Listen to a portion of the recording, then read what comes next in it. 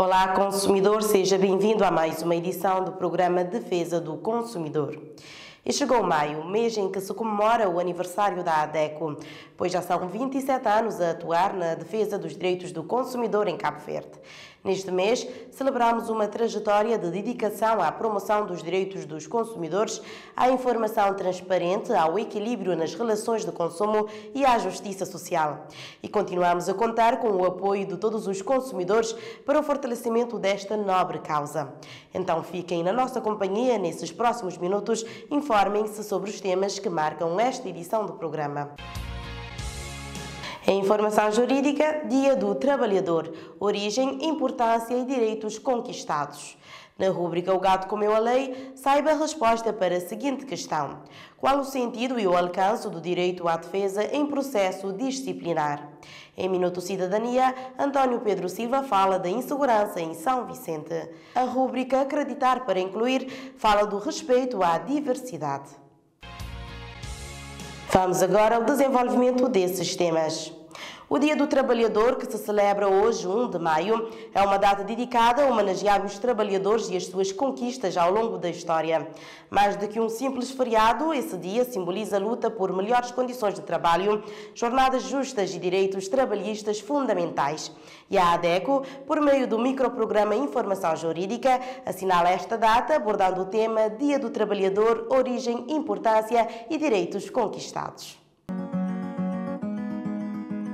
O Dia do Trabalhador, mais conhecido como 1º de maio, é uma data de grande importância histórica e social. Mais do que um feriado no calendário, representa a luta por direitos, conquistas e a necessidade constante de manter a luta de pé. A origem do Dia do Trabalhador remonta ao século XIX, quando o movimento dos operários reivindicavam condições de trabalho mais justas, especialmente em relação à carga horária. Os protestos que deram origem a este dia ficaram marcados pela repressão violenta contra trabalhadores que exigiam dignidade e justiça. Como resultado desse movimento, a data foi consolidada mundialmente como símbolo da resistência dos trabalhadores e desde então foram estabelecidas bases fundamentais para a lei laboral. Hoje podemos falar em limites para a carga horária diária e semanal, em que foram garantidos períodos de descanso que preservam a saúde mental e física dos trabalhadores, evita a exploração e contribui para um equilíbrio saudável entre a vida profissional e pessoal. Foram instituídas normas que determinam medidas de prevenção para evitar acidentes e doenças ocupacionais, garantindo que o trabalhador exerça suas funções com a devida proteção e cuidado. Também foi conquistado o direito a férias remuneradas, direito este que permite ao trabalhador recuperar energias e garantir a sua produtividade e bem-estar, sem que tenha de perder a sua remuneração. A proteção no ambiente de trabalho contra discriminação, assédio sexual, moral, religioso ou político, direito à justa retribuição em razão da quantidade, qualidade e natureza do trabalho prestado, retribuição na doença, direito à licença de maternidade e paternidade, dispensa da trabalhadora grávida para consulta e dispensa para amamentação. Todos esses direitos foram instituídos em leis, são conquistas de anos, desencadeados por um movimento lá no século XIX. Direitos estes que trabalhadores daquela época sonhavam em ter e que, graças a eles, hoje são nossos. E a luta não pode parar. Neste Dia do Trabalhador, celebramos não apenas as conquistas do passado, mas também o compromisso contínuo com a dignidade e os direitos de cada profissional. Cada vitória histórica reforça a importância de mantermos a luta por um ambiente laboral mais justo e seguro. Qual o sentido e o alcance do direito à defesa em processo disciplinar? A advogada Eneida Lopes traz-nos a resposta a esta questão na rúbrica O Gato Comeu a Lei. Como nós sabemos, o direito ao trabalho é um direito de caráter universal, porque constante da Declaração Universal dos Direitos Humanos, mas também a nível de cada país, de cada Estado, é um direito constitucional. E por conta disso,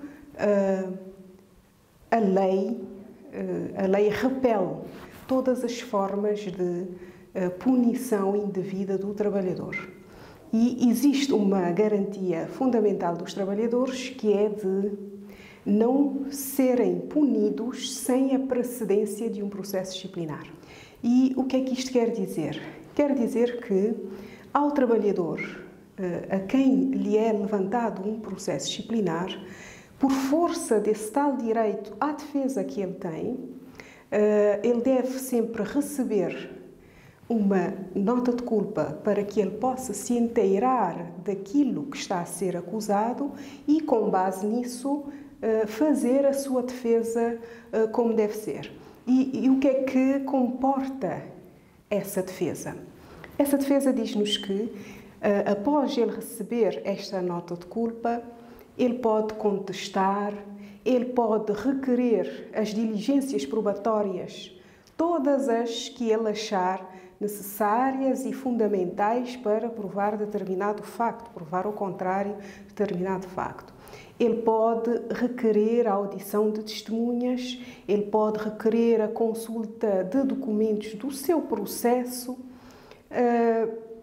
Ele tem um prazo, sim, para fazer a sua defesa, que normalmente a lei estipula 8 dias, mas dependendo da gravidade da situação e da necessidade probatória que ele tem, mas que esta diligência probatória possa levar mais tempo, ele pode requerer uma dilação desse prazo para que ele possa fazer a prova do facto que ele quer, porque é um direito à ampla defesa. E não lhe pode ser negado, porque se lhe for negado, ou então se não for executada uma determinada diligência de prova como ele tinha solicitado, isso é de tal maneira grave que pode deitar abaixo todo o processo disciplinar. Todo o processo disciplinar acaba por ser nulo. A lei, o legislador, nesse caso, é bastante rigoroso nesse aspecto. Por isso é que nós dizemos que existe um direito à defesa, mas se quisermos um direito à ampla defesa também é a sua força, caso não seja respeitado. A insegurança tem se tornado uma preocupação crescente em diversas regiões de Cabo Verde e a Ilha de São Vicente não é exceção. Ultimamente tem-se intensificado uma onda de assaltos em diferentes zonas, colocando em causa não só a segurança da população, mas também o desenvolvimento social, econômico e turístico da ilha. Cooperar com as autoridades no sentido de combater esses tipos de criminalidade é também um ato de cidadania. E neste sentido, o cidadão António Pedro Silva veio para o programa de hoje deixar ideias de possíveis soluções para promover um ambiente mais seguro e propício ao bem-estar da população da ilha de São Vicente.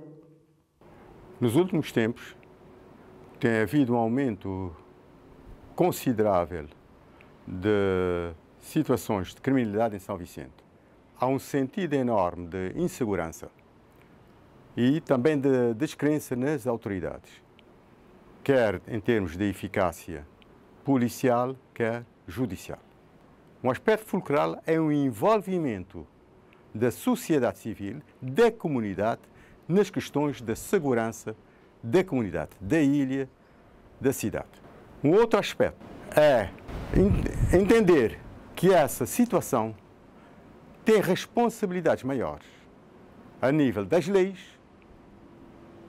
que é da responsabilidade do Parlamento e do Governo, do financiamento das autoridades, quer policiais, quer judiciais, em termos de recursos humanos, em termos de equipamentos, em termos de outros meios materiais.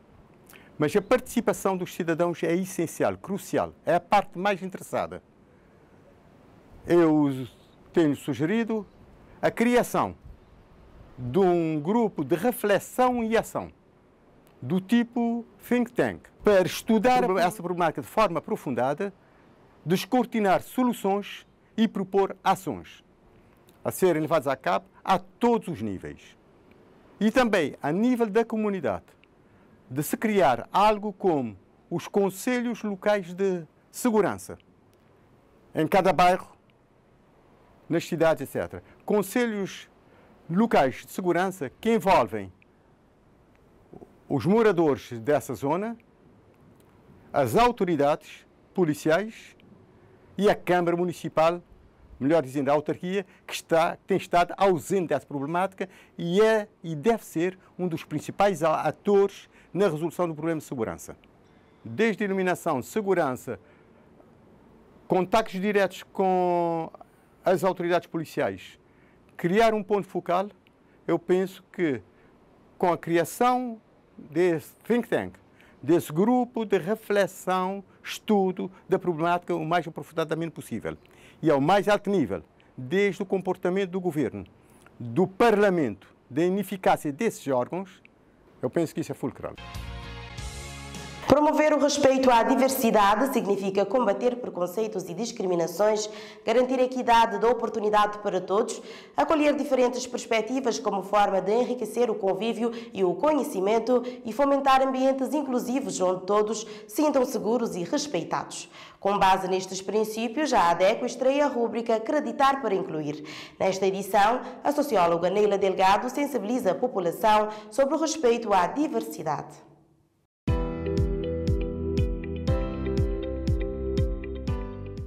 Olá, seja bem-vindo à rúbrica Acreditar para Incluir. Hoje vamos falar sobre um tema interessante, o respeito à diversidade. Vamos primeiro entender o que é a diversidade. A diversidade é a diferença de diferentes características, formas, ideias, culturas ou perspectivas do mesmo meio. Ela valoriza as diferenças individuais e promove a inclusão de todas as pessoas, sem importar a sua origem, raça, religião, género, orientação sexual ou capacidades. Ou seja, não existe ninguém igual a ninguém. Passar a vida acreditando que para ter respeito é preciso andar, falar, ter um corpo dentro de uma determinada norma de padrão é uma grande mentira. Pessoas não têm padrão. Somos únicos e irrepetíveis. Muitas vezes somos induzidos a seguir padrões. É preciso dedicar tempo às reflexões necessárias. Que padrões são esses? A quem eles servem? Em que medida querem enquadrar, ajustar ou alterar? Isto altera quem realmente somos.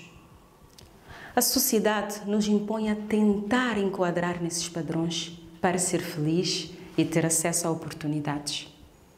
Compreender isso é conhecer as engrenagens que nos oprimem. O direito de ser diferente é uma conquista diária. Por isso, é necessário desafiar esses padrões que insistem em nos reduzir, que sufocam a vida, que fazem com que só meia dúzia de pessoas lucrem com isso. É uma doença a ser curada na sociedade. É a nossa consciência, o da cultura e do sistema em que estamos inseridos. É preciso curar o preconceito. E é este preconceito que limita, que afasta, que julga, que fere e que silencia e que mata. A diversidade é que nos coloca em movimento, que interdita o caminho do óbvio e que nos atira às descobertas.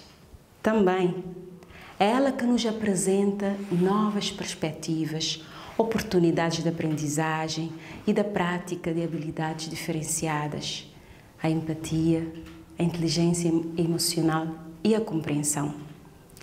Nós precisamos do outro para evoluir.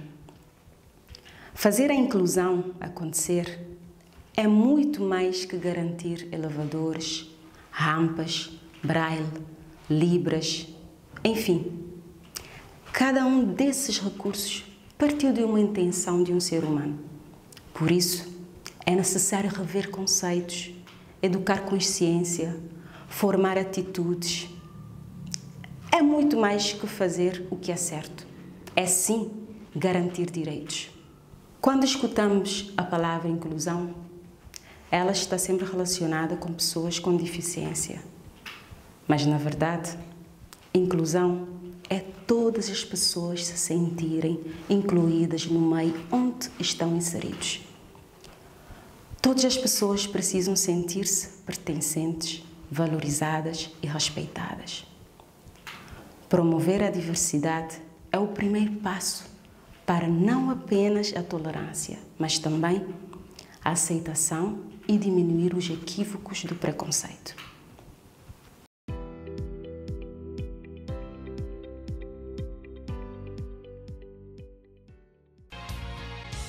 Chegamos ao fim de mais uma edição do programa Defesa do Consumidor. Obrigada a todos que estiveram do outro lado durante estes minutos. Aos nossos telespectadores que ainda não são sócios da ADECO, podem associar-se mediante o pagamento de uma cota mínima de 100 escudos mensais. E como já sabem, a ADECO está disponível para dúvidas e reclamações através dos nossos contactos ao lado. Sigam o nosso trabalho nas redes sociais, Facebook, YouTube e Instagram. Leiam a nossa coluna no jornal Terra Nova e escutem-nos nas 14 rádios parceiras. Voltamos na próxima semana com mais temas de interesse do consumidor.